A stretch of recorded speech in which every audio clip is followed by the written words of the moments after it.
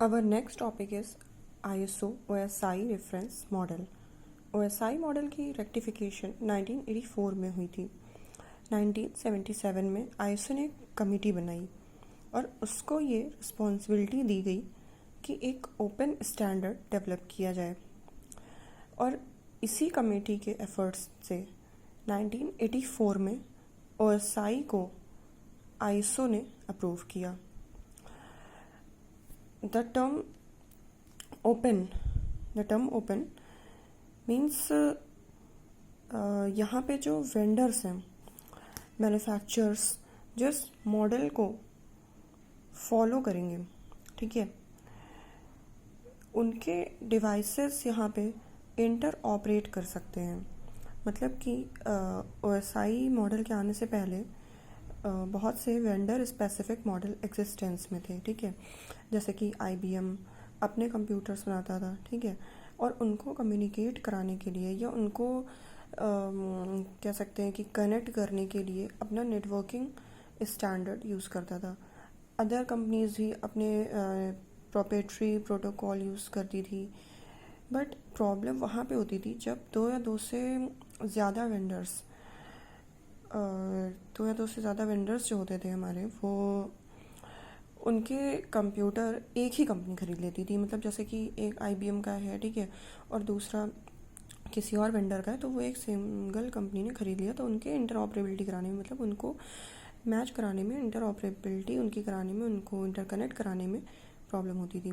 तो इस प्रॉब्लम को दूर करने के लिए जो सबसे बड़ा एफर्ट बहुत बड़े स्केल पर हुआ, वो 1984 में ISO का रेक्टिफिकेशन, जो कि OSI के रूप में हुआ था।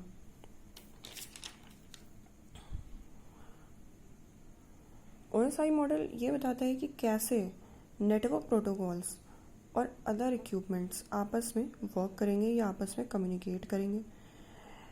अगर हम देखें तो जो आज हम डिवाइस यूज़ करते हैं वो भले ही OSI पर बेस्ड नहीं है, बट नेटवर्क के डिज़ाइन को समझने के लिए OSI model is very beneficial. अब आप यहाँ पे देख सकते हैं कि इस मॉडल में 7 लेयर्स होती हैं। First layer is physical layer, second data link, third network layer, fourth transport layer, fifth session layer, sixth presentation layer and seventh is application layer. इसको हम बॉटम टू टॉप पढ़ते हैं, और फर्स्ट लेयर हमारी physical layer ही होती है।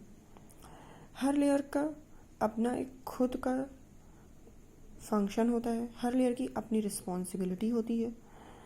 इन 7 layers को हम OSI स्टैक भी कहते हैं। ये स्टैक हमारा 2 पार्ट्स में डिवाइड होता है। टॉप 3 लेयर्स को हम अपर लेयर्स कहते हैं, और बाकी की 4 लेयर्स हमारी लोअर लेयर्स कहलाती हैं, ठीक। OSI मॉडल में नेटवर्क के कॉम्प्लेक्स स्ट्रक्चर को समझने के लिए या इस कॉम्प्लेक्स आर्किटेक्चर को समझने के लिए, जो नेटवर्क का कॉम्प्लेक्स आर्किटेक्चर है, 7 पार्ट्स या 7 लेयर्स में हमने नेटवर्क को डिवाइड कर दिया, जिसे हम क्या कहते हैं, 7 लेयर्स ऑफ OSI मॉडल। अब जो हमारी एप्लीकेशन, प्रेजेंटेशन और सेशन लेयर्स हैं, ठीक है, तो जो टास्क इन लेयर्स पर परफॉर्म किए जाते हैं वो हमारे एप्लीकेशन स्पेसिफिक होते हैं।